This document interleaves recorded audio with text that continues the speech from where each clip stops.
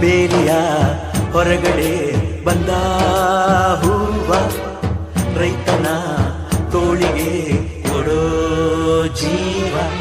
ರೈತ ರೈತ ರೈತ ಅನ್ನ ಕೊಡುವ ತಾತ, ಜೀತ ಜೀತ ಜೀತ ದೊರೆಗಳು ಬೆಳೆಸಿ ಭೂತ. ಬೇಲಿಯ ಹೊರಗಡೆ ಬಂದ ಹೂವ, ರೈತನ ತೋಳಿಗೆ ಕೊಡೋ ಜೀವ.